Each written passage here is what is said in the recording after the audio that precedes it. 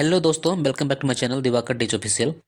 क्या आपने कभी सोचा है कि दिसंबर या जनवरी महीने में जब भयंकर ठंड पड़ती है तो चमगादड़, सांप, मेढक, गिलहरी, छिपकली इत्यादि जीव कहाँ चले जाते हैं?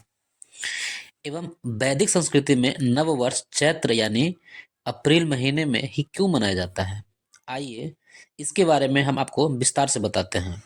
इसके लिए वीडियो को पूरा देखना पड़ेगा।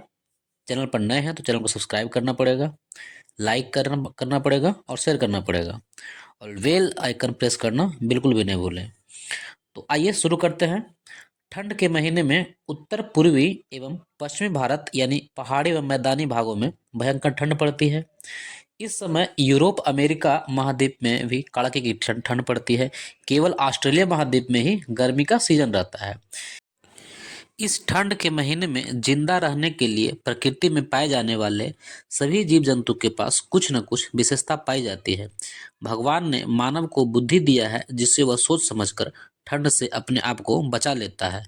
लेकिन जंतु, पशु पक्षी अपने आप को बचाने के लिए शीत निद्रा में चले जाते हैं, जिसको अंग्रेजी में हाइबरनेशन कहते हैं। इसका एक और नाम है जिसे सुषुप्तावस्था यानी डोरमेंट पीरियड कहते हैं। इसका मतलब यह होता है कि जैसे ही ठंड की शुरुआत होती है, भालू, गिलहरी, गौरैया, सांप, चमगादड़, मेढक, कछुआ, छिपकली इत्यादि जितने भी जीव हैं अपनी धड़कन यानी श्वसन दर तथा मेटाबॉलिज्म को बहुत कम कर देते हैं, जिससे इसके शरीर का तापमान स्थिर बना रहता है तथा यह एकदम निष्क्रिय हो जाते हैं। इसे ही शीत निद्रा कहते हैं। जो पक्षी या जंतु शीत निद्रा में जाते हैं उसका बोलना, चलना, चहकना या काम करना कम कर देते हैं, जिससे उसके शरीर की एनर्जी खपत नहीं होती है। एग्जाम्पल के रूप में हम ऐसा समझ सकते हैं कि जब तालाब में पानी सूख जाता है तो वहां से मिट्टी निकालते समय मिट्टी के दरार से छोटे छोटे मेढक निकलते हैं, जो बहुत पतले एवं दुबले रहते हैं।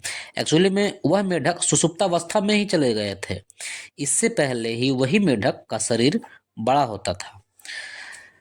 जैसे ही ठंड की विदाई होती है, भूमंडल में यह जंतु सक्रिय हो जाते हैं, यानी चैत्र या अप्रैल के महीने में जाकर यह जंतु अपने शीत निद्रा को भंग करते हैं। सौभाग्य तो देखिए कि सनातन वैदिक संस्कृति में नव वर्ष तब ही मनाया जाता है।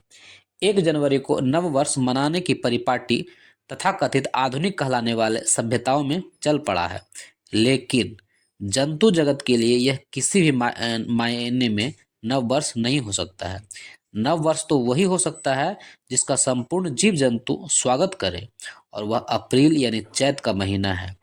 इस समय जड़ जंगल जगत में अलग ही उत्साह, उमंग, नवचेतना का संचार हो जाता है। बसंत के मौसम में फूलों का खिलना, आम के पेड़ों में मांजर आना इत्यादि नव वर्ष के स्वागत के लिए तैयार रहता है।